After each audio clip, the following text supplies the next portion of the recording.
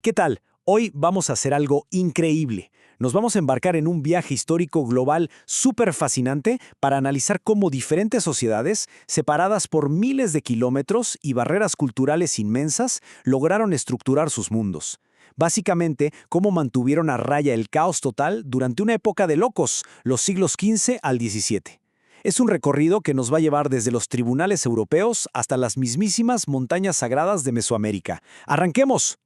A ver, pongamos las cosas en perspectiva y planteemos una gran pregunta. Imagínense un mundo sin nuestra tecnología moderna, cero comunicaciones instantáneas. ¿Qué métodos utilizaban estas civilizaciones para evitar el colapso social absoluto? Pues resulta que las respuestas son tan variadas como sorprendentes.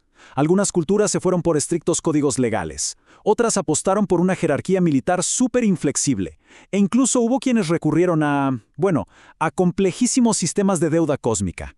Vamos a profundizar en esto y descubrir qué tan diferentes y a la vez parecidos podemos llegar a ser a la hora de organizarnos. Nuestra hoja de ruta para esta exploración tiene 4 paradas clave. Primero, la brujería y la Inquisición en España. Segundo, las reglas del Domus Troy en Rusia. Tercero, los impresionantes ejércitos en el Japón del periodo Sengoku. Y cuarto, el verdadero propósito del sacrificio azteca. Empecemos con nuestra primera parada, brujería e Inquisición en España. Razón frente al pánico. Para ponernos realmente en contexto, escuchen estas dramáticas palabras de finales del siglo XV. Yo, Celestina, te conjuro por la virtud y fuerza de estas bermejas letras, por la sangre de aquella nocturna ave con que están escritas. ¡Wow! Estas líneas capturan perfectamente ese oscuro, casi mítico miedo a las brujas y hechiceras que flotaba en el aire de la Europa de esa época. En aquel entonces, la figura de la bruja era literalmente sinónimo de pactos satánicos, ungüentos venenosos y aquelarres en medio de la noche. Y créanme, ese era el nivel de pánico real que se respiraba en las calles y en la cabeza de la gente. Pero aquí es donde la historia nos da una sorpresa tremenda, un contraste institucional que es una locura. Mientras que en el norte y centro de Europa la caza de brujas mandó a miles a la hoguera, en España, la persecución más dura vino, sorprendentemente, de los tribunales civiles seculares. Así es, estas autoridades laicas veían la brujería como un peligro directo para el orden público. ¿Y la Inquisición española? Pues actuó con una cautela que casi nadie se espera. Para la gran mayoría de los inquisidores, el tema de la brujería era, más que nada, pura ignorancia y falta de educación religiosa, no una herejía que se pudiera comprobar. De hecho, consideraban a las acusadas como personas más dignas de lástima que de un castigo físico extremo. Y para ver cómo la lógica pura logró frenar toda esta histeria colectiva, nada mejor que el famosísimo proceso de Zugarramurdi, en Navarra. Fíjense en esto, en 1609 arranca el pánico, un contagio directo de los juicios que pasaban cruzando la frontera, en Francia. Para 1610 la cosa se pone trágica, y ocurre un auto de fe en Logroño con 6 condenas a muerte. Pero aquí, justo aquí, es donde entra la razón. El inquisidor Alonso de Salazar y Frías se pone a investigar a fondo, interroga a medio mundo, reconcilia a miles y en 1612 concluye algo revolucionario. Dice que literalmente no hay ni una sola prueba física real de estos aquelarres. Atribuye los supuestos delitos a ilusiones y melancolía. Gracias a su impecable rigor lógico, en 1614 la Inquisición saca nuevas instrucciones que cortaron de raíz la cacería de brujas satánicas en todo el imperio. Un giro total. Pasemos ahora a nuestra segunda sección, reglas del Domus Troy en Rusia, el orden doméstico patriarcal. Viajemos un poco más al este. El Domus Troy, que básicamente significa reglas domésticas, era el manual definitivo para la vida diaria en la Rusia del siglo XVI. Promovido por figuras pesadas como el arcipreste Silvestre, que era asesor del joven Iván el Terrible, este texto te dictaba minuciosamente cómo tenían que manejarse las familias ricas de boyardos y comerciantes.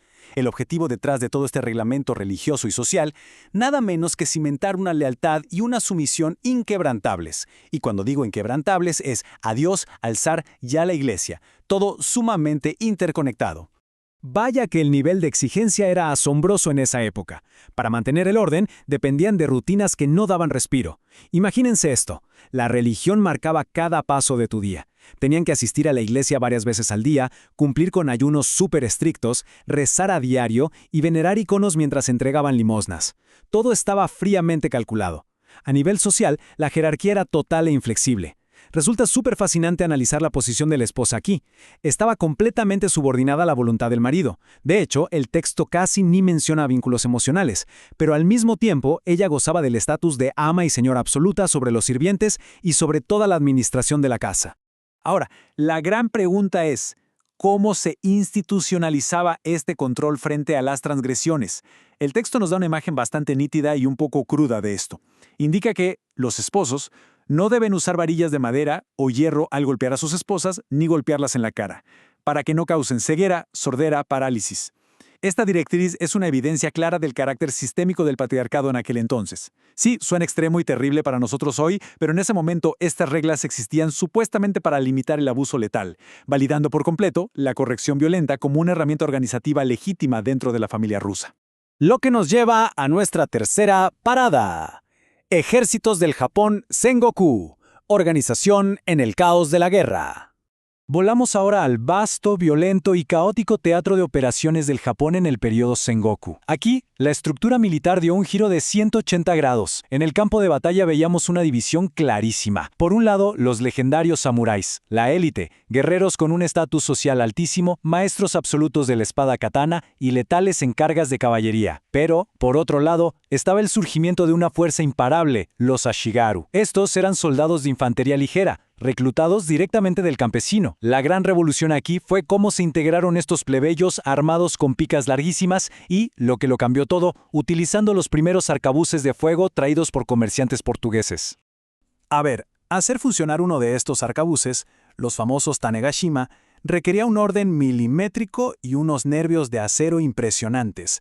Imaginen la tensión de la batalla acercándose. Un Ashigaru tenía que seguir pasos precisos. Primero, formar línea y poner una rodilla firme en el suelo.